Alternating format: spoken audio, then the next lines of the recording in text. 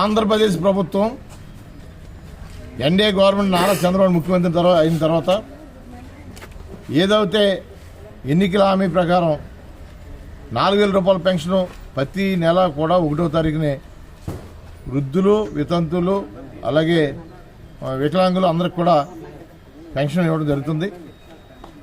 1వ తారీఖు ఏదన్నా కానీ ప్రభుత్వ సెలవు దినం వస్తే ఒక రోజు ముందరే, అంటే ఈరోజు 1వ తారీఖు ఇవ్వాల్సింది రేపు ఆదివారం వచ్చింది కాబట్టి ఈరోజు ఇస్తున్నారు. రాష్ట్ర వ్యాప్తంగా కూడా మీరు లెక్కేసుకోండి.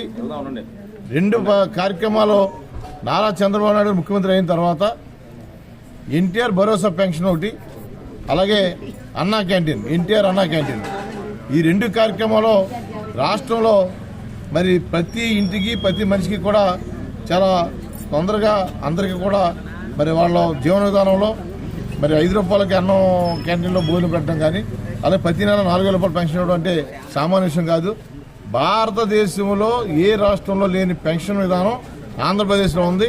అంత గొప్ప పరిపాలన చేసిన నారా చంద్రబాబు నాయుడు మన అందరం ఎప్పుడు కూడా కృతజ్ఞుడు, రుణపడి ఉండాలి.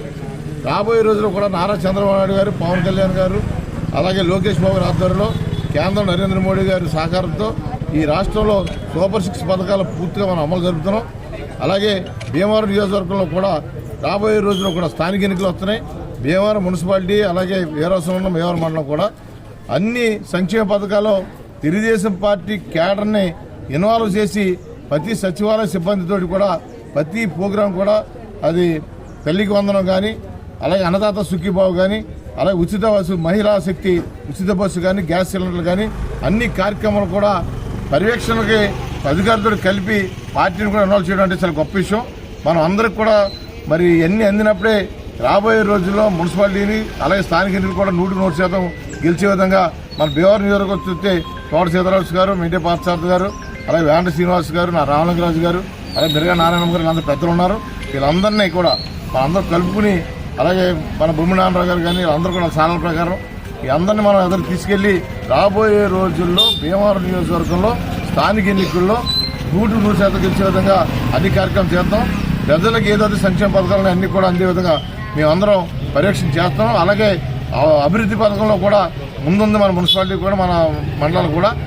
మనం కేంద్ర మంత్రి వారు శ్రీనివాస్ వర్మ గారు, మన శాసనసభ్యులు లంజబాబు గారు, అలాగే పాకా సత్యనారాయణ గారు కూడా ముగ్గురు కూడా పదవుల్లో ఉన్నారు. మన భీమవరం వాసులు అందరూ వాళ్ళందరినీ సహకారం తీసుకుని రాబోయే రోజుల్లో భీమవరం నియోజకవర్గంలో స్థానిక ఎన్నికలకి మన సమాయత్తం అవుతున్నాం కాబట్టి ప్రతి కార్యకర్త, నాయకులు అందరూ కూడా ప్రజలకు ఏది కావాలో అది దగ్గర చేసే విధంగా కార్యక్రమం చేస్తామని అందరూ తెలియజేసుకుంటూ ఇటువంటి మంచి పెన్షన్ కార్యక్రమంలో పార్టీని కూడా ఇన్వాల్వ్ చేసినట్టుగా నారా చంద్రబాబు నాయుడు ముఖ్యమంత్రిగా ఆయనకు అందరూ ధన్యవాదాలు, కృతజ్ఞతలు తెలియజేస్తూ చాలా చేయండి.